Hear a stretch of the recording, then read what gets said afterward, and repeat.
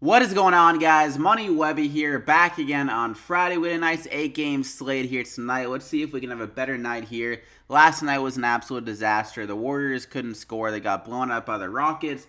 Then we had like Jamal Murray, the starting point guard for the Nuggets, get benched due to a team violation rule. So it does seem like the DFS gods were working against me last night, but hopefully we can have some better luck after that terrible luck last night. So before we get going, be sure to drop a like in the video. It really means a lot. Really appreciate it. And yeah, let's just get into it, though. Karl-Anthony Towns is going to be my first guy up here going against Portland.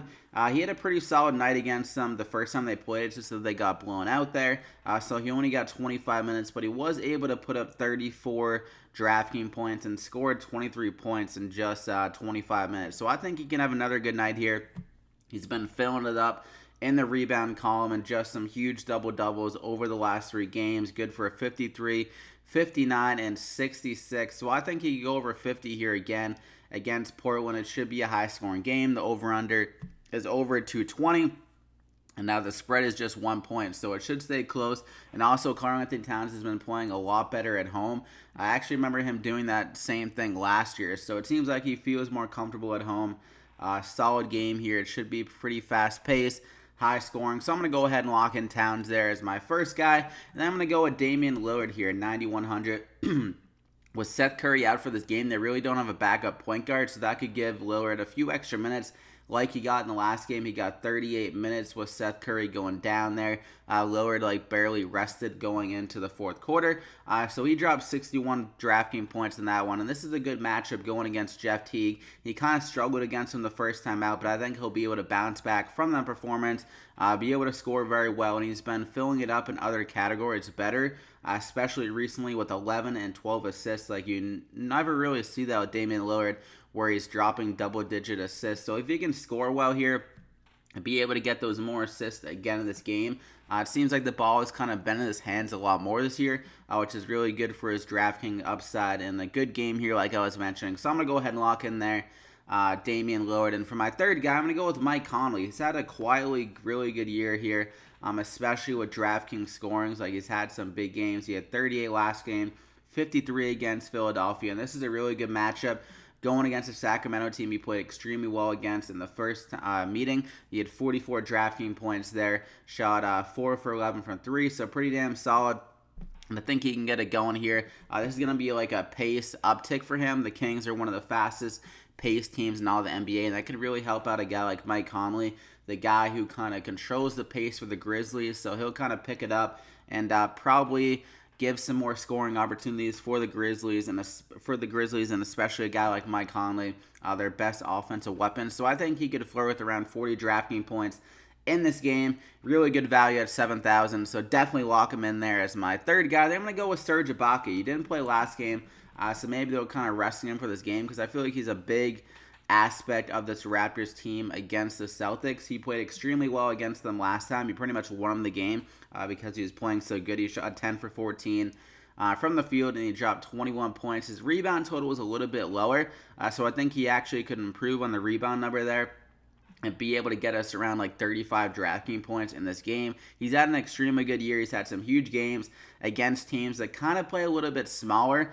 like we saw against Sacramento, dropping 38. Against the Lakers, he won for 55, so he's going to be playing some center here. That gives him the opportunity to get some more rebounds. Could definitely get a double-double in this game. And the Celtics, they have been pretty bad against centers this year. That's one of the best spots you can attack them.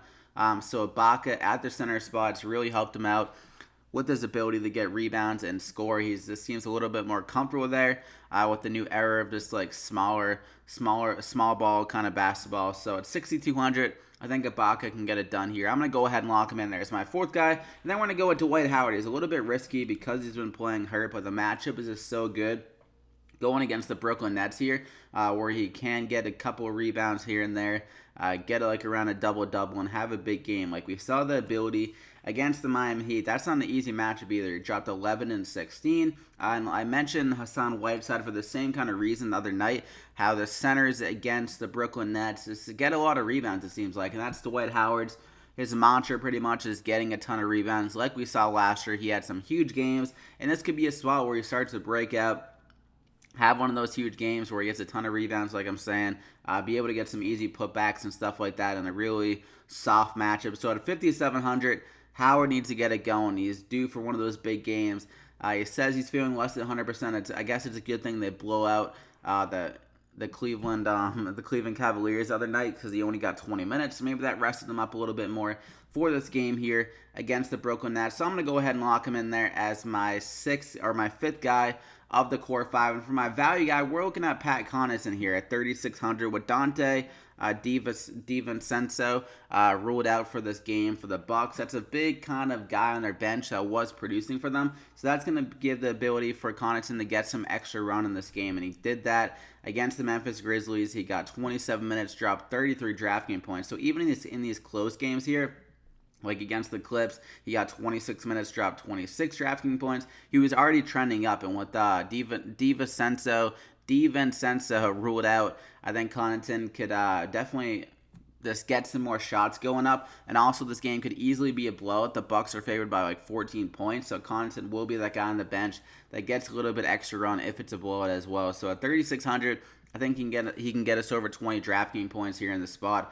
A nice salary relief guy. So I'm going to go ahead and lock him in there as my final guy. Not much money left over, but it's still definitely doable. A guy you can look at is Ed Davis at 4,300 if Jared Allen is ruled out. I'm not sure if they updated him yet, but he is questionable with an illness. So if he's out, Ed Davis could be definitely a good value at 4,300. So keep your eye on that. But good luck here tonight on the slate. Drop a like if you enjoyed it. Subscribe if you haven't already to continue to get these videos the remainder of the season. And good luck. Hopefully we can bounce back. Hopefully these players don't show up drunk like the Warriors did last night. So good luck, and we'll see you back here again next time.